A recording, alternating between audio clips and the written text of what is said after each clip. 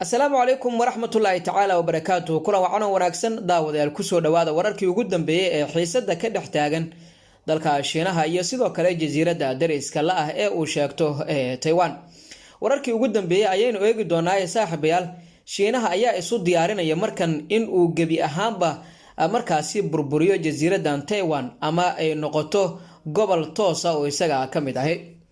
Maamulka Taiwan ayaa shalay oo axad ahayd ku eedeeyay Shiinaha inuu u biratumanayo dagaal toos ah oo ka dhan ah jasiiradda iyadoo dhawaanahan uu dhoolatus military ka waday marinbiyoodka Taiwan.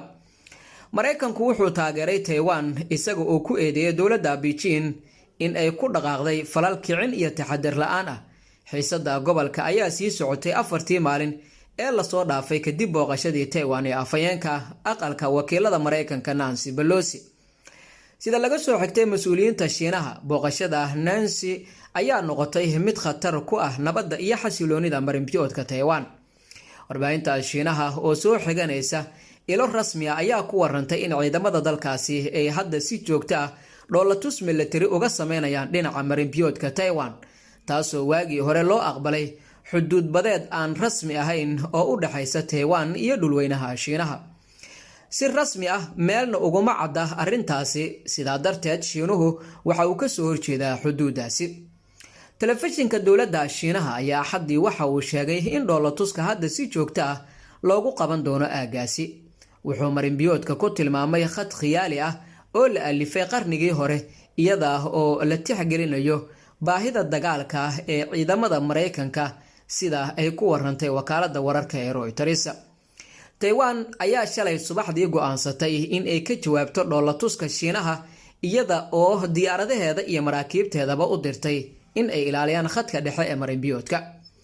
Shiinuhu waxa uu Taiwan u arkaa in uu yahay dhul dalkiisa ka mid ah oo isku dayaya inuu go'o. Booqashada saraakiisha Mareykanka ee Taiwan wuxuu u arkaa inay ka dhigan tahay mid muujinaysa taageerada madax-bannaanida jasiiraddaasi.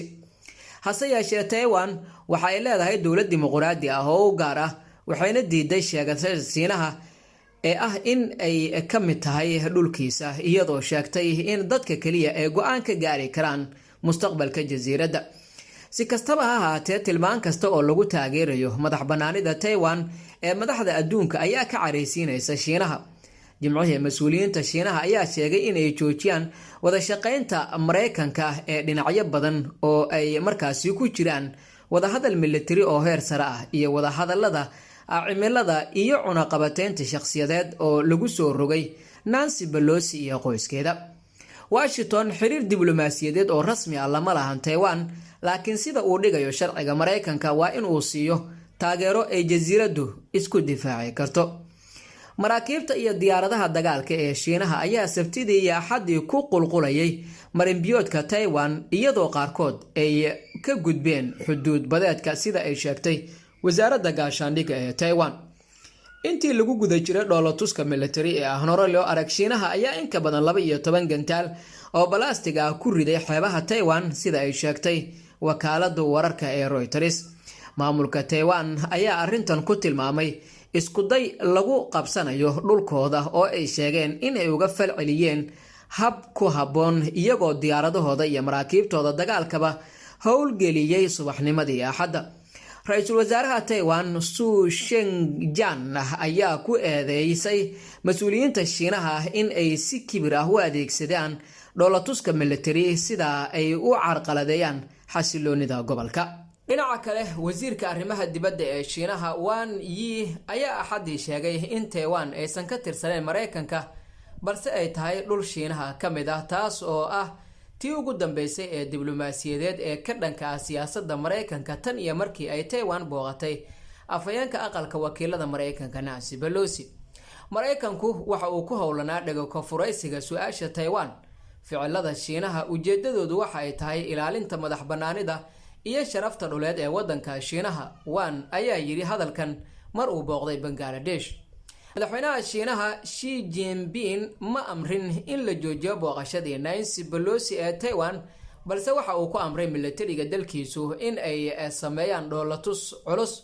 Waxaa dhici karta in ay go'doomin ku sameeyaan jasiiradda kadibna xoog ku qabsadaan Shiinuhu, sidaasi waxa sheegay khubarada ammaanka. taliyayaasha militariga Shiinaha ayaa muddo dheer ka wada hadlay godoominta Taiwan, laakiin ilaa hadda waxay u badan tahay inay u arkaan ku dhaqanka tallaabadan mid daandaansi ah. khubarada ammaanka ayaa sidaas leh. laakiin kadib booqashadii afayeenka aqalka wakiilada ee Mareykanka Nancy Pelosi, ciidamada Shiinaha ayaa markii ugu horeysay gantaalo kormariyay magaalada Taipei, waxaana hawada sare marayay mowjado diyaarado ah oo dul heehaabaya jasiiradda Taiwan, waxayna maraakiib dagaal ka gudbeen khadka dhexe oo marinbiyoodka Taiwan ka tirsan. waxa ayna markaasi isku gadaameen jasiiradda iskaad isu maamusha. sida ay ciidamada Taiwan sheegeen, waxay u ekaatay tallaabadan mid xanibaad ahi. falalkan ugu horeeya ee dhaqangalka ah waxay markaasi bedeleen xaaladda ammaanka Taiwan, ayuu yiri Lee Min-jian oo ah professor ku-xigeenka dugsiga Rajaratnam ee daraasaadka caalamiga ah ee Singapore. tani waxay siinaysaa militariga Shiinaha saldhigyo cusub oo ay ku sameystaan xuduudo badan ay mustaqbalka markaasi degaan, ayuu yiri.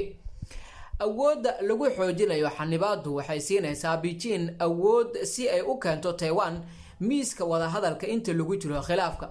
haddii Taiwan oo aan doonayn in ay la kulanto dhimasho iyo burbur baaxad leh ay aqbasho midowgaasi aan dhiig ku daadan, Xi waxa uu xaqiijin doonaa abaalmarinta ugu weyn ee hadafkiisa fog ee dib u soo nooleynta dalweynaha Shiinaha.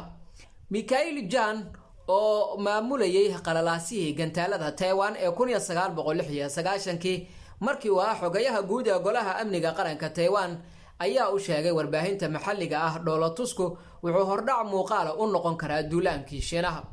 Mareykanka iyo xulafadiisa sida Japan ayaa cambaariyay dhoolatuskaasi sababtoo ah ma aysan doonaynin in ay sii kordhiyaan xaaladda, si toos ah uma aysan soo faragelin si ay u joojiyaan dhoolatuska Shiinaha ee xanibaadda uu rabo in uu ku sameeyo jasiiradda Taiwan.